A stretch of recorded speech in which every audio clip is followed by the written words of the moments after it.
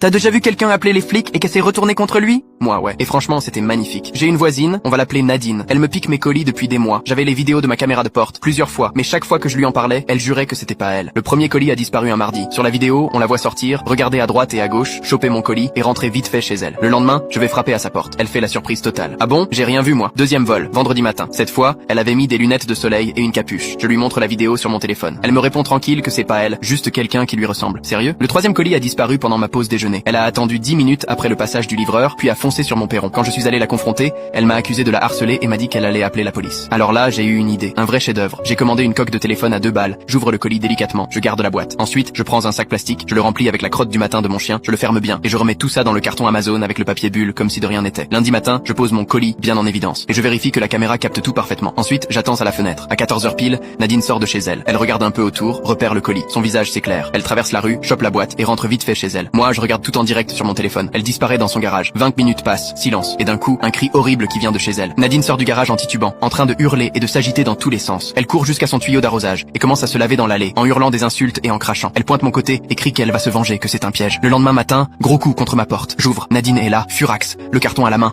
tendu loin de son corps comme s'il allait l'attaquer. C'est du harcèlement, c'est illégal. J'appelle à la police tout de suite. Moi, je reste calme et je lui dis juste, vas-y. Elle sort direct son téléphone et appelle les flics devant chez moi. J'ai besoin d'un agent tout de suite, rue des Tilleuls. Mon voisin me piège avec des colis remplis de crottes de chien. Il me harcèle. Elle raconte tout, en mode dramatique. Comment elle a ouvert le colis et découvert ça. Elle donne l'heure, le lieu, tout. Elle va dans les détails. 20 minutes plus tard, une voiture de police arrive. L'agent sort, un gars qu'on appellera lieutenant Morel. Nadine fonce sur lui avec le colis comme si c'était une preuve dans un procès. Il m'a mis ça devant chez moi. C'est dégoûtant. Il doit aller en prison. Le flic fronce les sourcils. Madame, vous dites que vous avez trouvé des excréments de chien dans un colis? Oui, j'ai ouvert le carton dans mon garage et c'était rempli de ça. D'accord. Et ce colis, il vient d'où? Bah, de sa maison. Elle se stoppe net. Je m'avance.